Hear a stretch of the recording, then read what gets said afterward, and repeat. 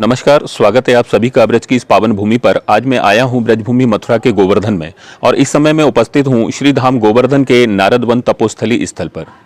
तो आइए मिलकर दर्शन करते हैं इस दिव्य स्थान का।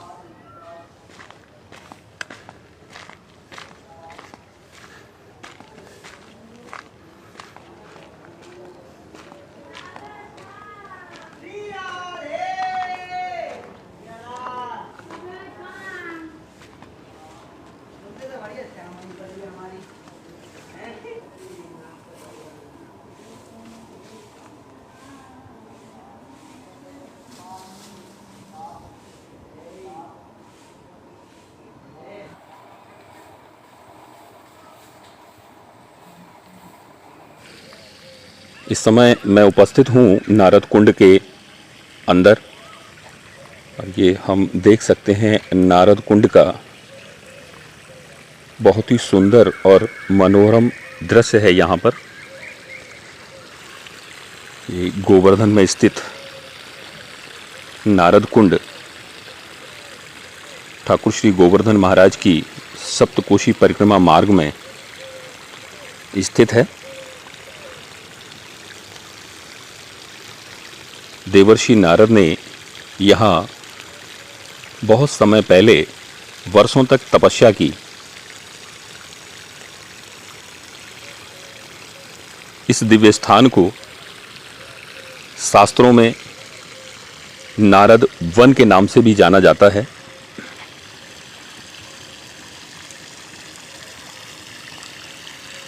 और वर्तमान समय में इस स्थान को नारद कुंड के नाम से जाना जाता है। इस स्थान पर देवर्षि नारद और शनिदेव दोनों का ही संयुक्त दर्शन होता है।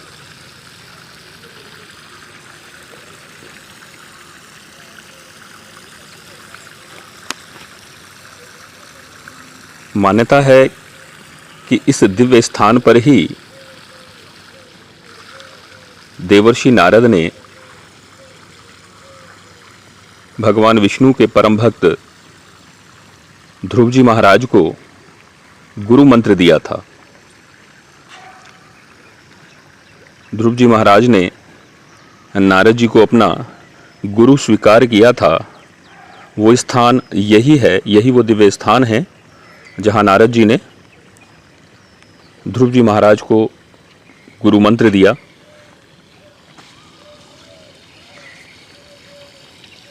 और इसी स्थान पर राक्षसराज हिरण्यकश्यप की पत्नी कयाधु को भी नारद जी ने भक्ति और ज्ञान का उपदेश दिया था। भक्त प्रहलाद की माता कयाधु उनके जन्म से पहले इसी स्थान पर आकर रहती थीं नारद जी के साथ इस नारद वन में। और इसी दिव्य स्थान पर भक्त प्रहलाद का जन्म हुआ। और माना जाता है कि इस स्थान पर नारद जी की तपस्या करने का एक विशेष कारण था।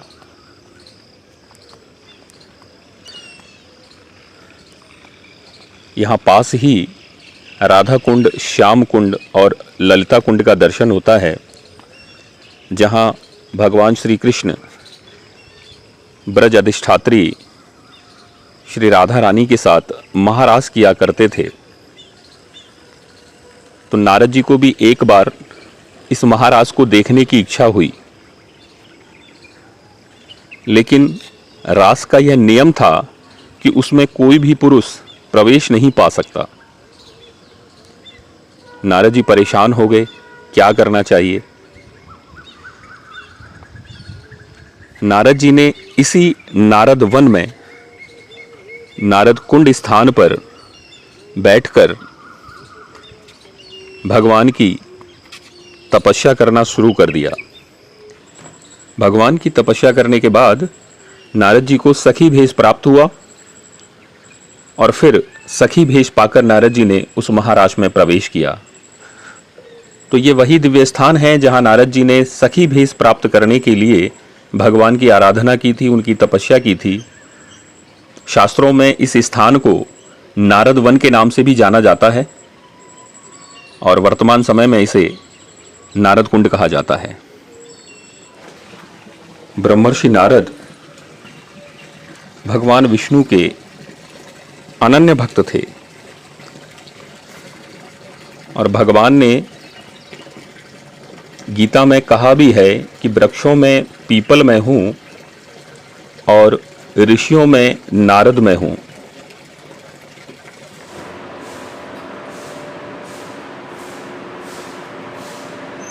सामने देवर्षि नारद, ब्रह्मर्षि नारद का बहुत सुंदर विग्रह, बहुत सुंदर दर्शन इस स्थान पर हैं। नारद जी हाथ में वीणा लेकर बजाते हुए और एक हाथ से आशीर्वाद देते हुए यहाँ का दर्शन है। इन्हीं के नाम से इस स्थान को नारद कुंड कहा जाता है।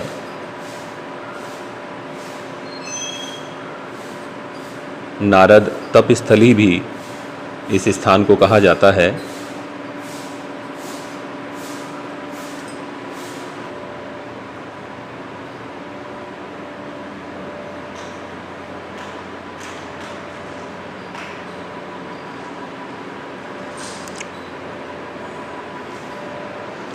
ये नारद कुंड पर भगवान कृष्ण और राधा रानी का बहुत बड़ा मंदिर है यहाँ पर और बहुत ही सुंदर और मनोहर दर्शन इस स्थान पर होता है।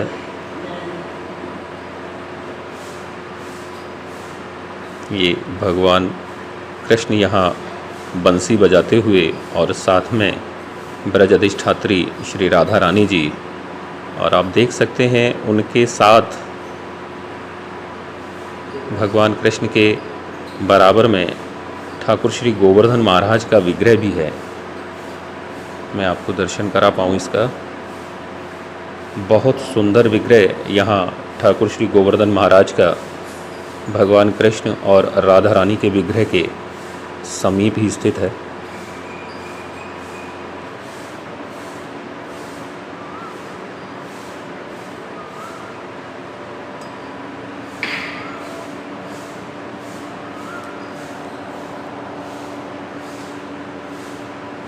महाराज जी, ये बहुत सारे विग्रह यहाँ पर उपस्थित हैं, तो हमें इनके विषय में बताइए।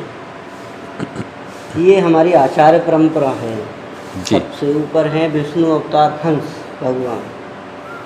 आप जैसा देख पा रहे हैं वीडियो में, सबसे ऊपर जो विराजमान हैं वो भगवान विष्णु के हंसावतार हैं और उसके नीचे ये जो सनक, सनंदन, सनद कुमार, 4 ऋषि कुमार। ये सनत, सनंदन, सनद कुमार, सनद कुमार, ये ऋषि कुमार है। चारों ऋषि कुमार हैं और सबसे नीचे वाली पंक्ति में जो विराजमान हैं, इधर की साइड में निम्बार्क भगवान। ये जो आप वीडियो में देख रहे हैं मेरे बाएं हाथ की ओर, ये निम्बार्क भगवान, निम्बार्क भगवान हैं और बीच में स्वयं नारद जी विराजमान हैं और वीडियो में दाईं ओर निवासाचार्य भगवान, निवासाचार्य भगवान हैं। तो ये बहुत सुंदर विग्रह इनके यहाँ पे बने हुए हैं। बहुत मनोहर दर्शन यहाँ पर इन सब का होता है और इस दिव्य स्थान को इन सभी का आशीर्वाद और कृपा प्राप्त है।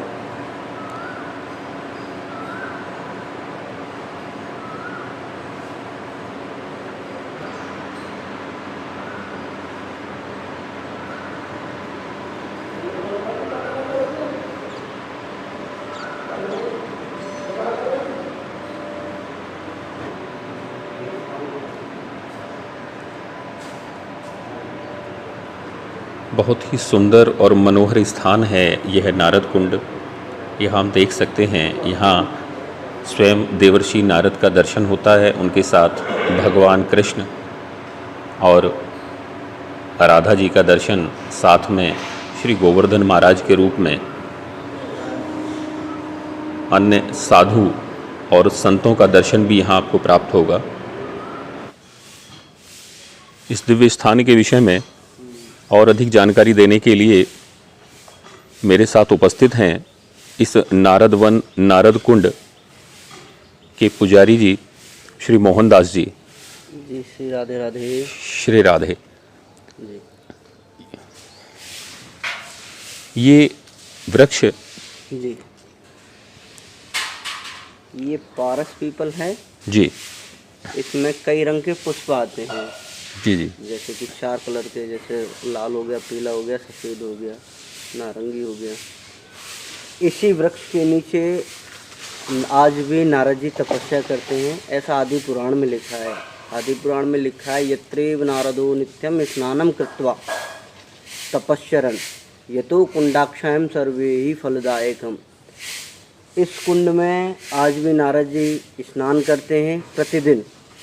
उसके बाद इस वृक्ष के नीचे तपस्या करते हैं। आप देख सकते हैं इस दिव्य वृक्ष को।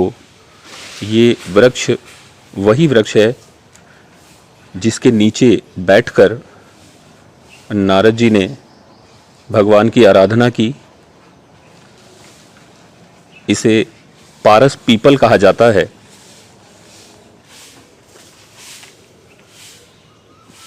अगहन शुक्ल में अधिकतर इसके फूल आते हैं, जैसे कि अक्टूबर हो गया, नवंबर, दिसंबर, ये 3 महीने में इस पे फूल आते हैं। उसके उपरांत ये फूल झड़ जाते हैं, उसके बाद फल आता है। जैसे कि इसका फल बताते हैं, हमारे दादा गुरु बताते हैं कि इसका फल सेवन करने से जो निसंतान दंपत्ति होते हैं उनको संतान की भी प्राप्ति होती है। जैसे कि अब ये पारस पीपल है, इसको मनोकामना वृक्ष कहा जाता है। इसकी परिक्रमा करने से इच्छा पूर्ति होती है, ऐसा आदि पुराण में भी लिखा है।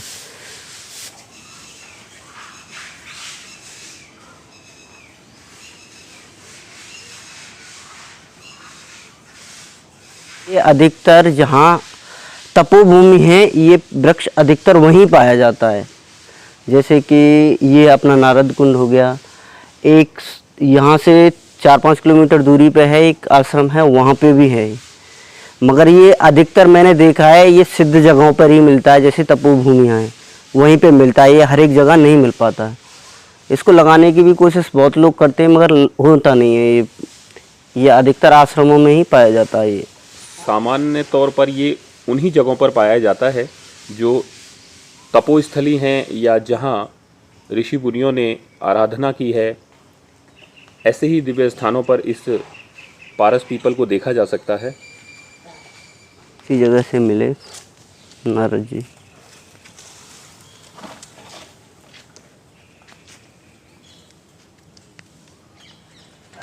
ये महाराज जी चारों पेड़ अलग अलग हैं जी और एक ही स्थान से निकल रहे हैं ये। जी इनका क्या महत्व है? यहाँ नारद जी के एक विग्रह निकला, जैसे कि इनकी चौतरा वगैरह बना रहे थे तो खुदाई में यहाँ नारद जी का विग्रह निकला, तो उसी समय से हैं ये तो यहाँ वृक्ष में।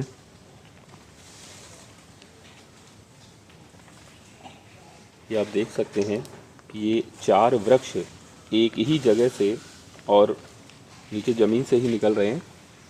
तो मान्यता है कि इन 4 वृक्षों के बीच से ही नारद जी का वो विग्रह निकला जो आज इस नारद वन में नारद कुंड स्थान पर विराजमान है। तो महाराज जी यहाँ पर नारद जी ने तपस्या की जी। क्या कारण था इस स्थान पर नारद जी के आने का, उनकी तपस्या करने का? द्वापर के अंत में जब जैसे कि भगवान श्री कृष्ण अब और माता राधा जी यहाँ पे नारद कुंड और श्याम कुंड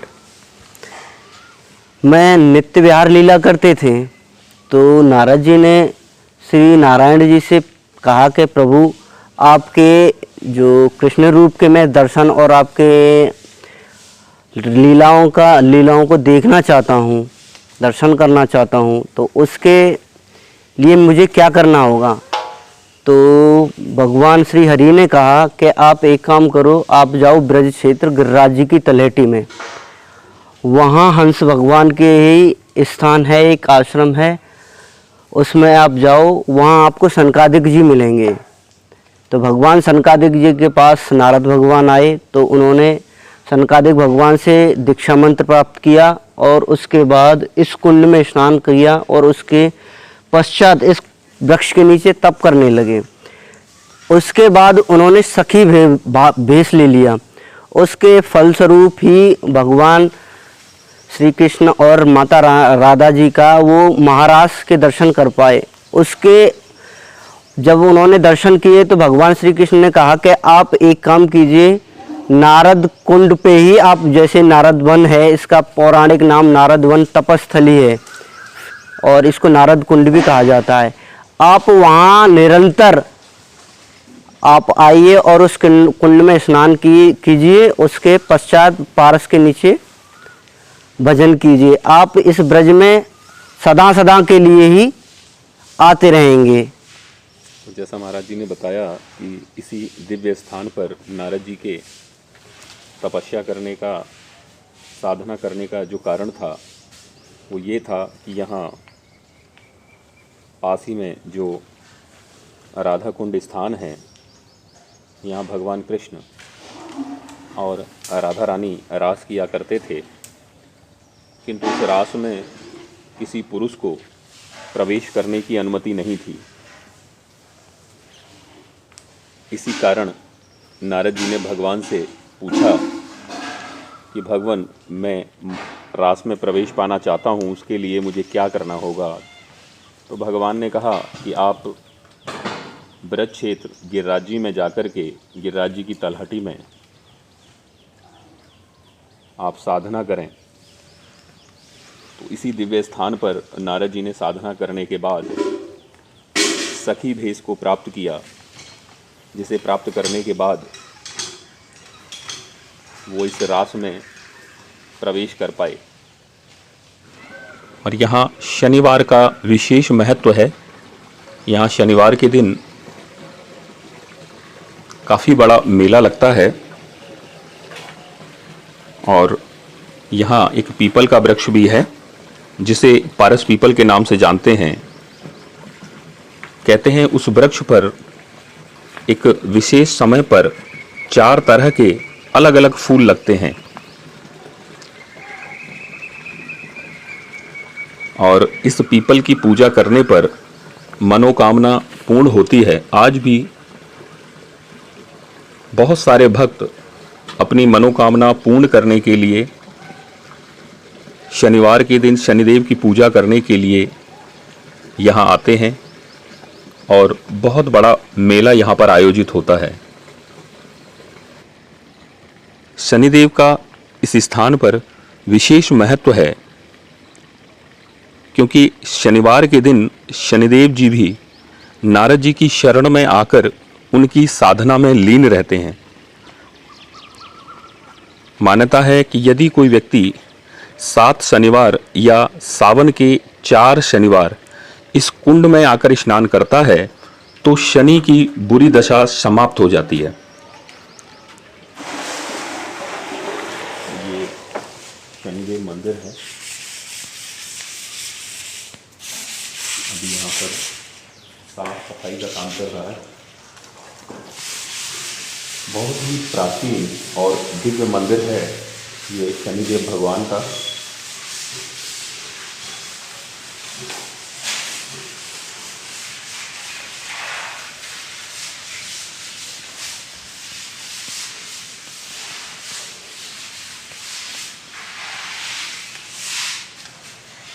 और ये यहाँ पर शनिदेव भगवान की परिक्रमा भी की जाती है।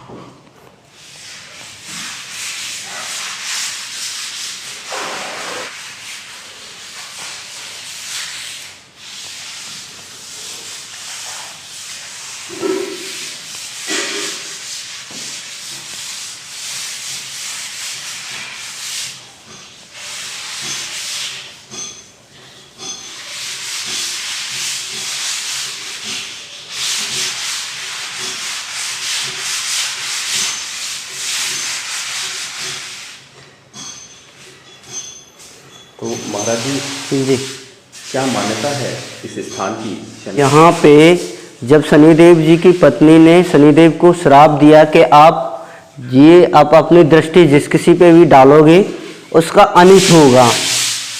तो शनिदेव भगवान नारायण के पास गए, उन्होंने कहा कि प्रभु मैं इस श्राप से कैसे मुक्त हो पाऊँगा। तो भगवान नारायण ने कहा कि आप जाइए गिरिराज तलेटी नारद वन, वहाँ नारद जी से आप श्री हरि के गुणगान का मंत्र लें, उसके फलस्वरूप आप इस श्राप से मुक्त हो पाएंगे। तो शनिदेव जी इस स्थान पे आए और नारद जी से श्री हरि का गोपाल मंत्र लेने के बाद इस स्थान पे विराजमान। तो महाराज जी ने बताया इस दिव्य शनिदेव मंदिर के विषय में कि शनिदेव जिनकी दृष्टि जिस पर पड़ जाए उसे शुभ नहीं माना जाता। स्वयं शनिदेव जी इस बात से परेशान थे और उन्होंने भगवान से इसके विषय में उपाय पूछा। तो जैसा महाराज जी ने बताया कि भगवान ने उनको इस गिरिराज तलहटी में आकर इस नारद कुंड में, जिसे उस समय नारद वन कहा जाता था, यहाँ आकर तपस्या करने का नारद जी के सानिध्य में आदेश दिया। और फिर शनिदेव इसी स्थान पर आकर भगवान से उनका मंत्र लेने के बाद यहाँ बैठकर तपस्या करने लगे। तब से यह स्थान नारद जी और शनिदेव जी दोनों के लिए ही संयुक्त रूप से जाना जाता है। मान्यता है कि यदि कोई भक्त 7 शनिवार या सावन के 4 शनिवार यहाँ आकर शनिदेव की आराधना करता है तो उसकी मनोकामनाएं अवश्य पूर्ण होती हैं।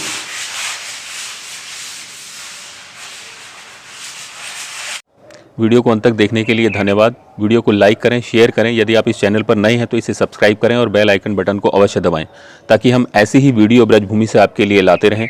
धन्यवाद। जय जय श्री राधे।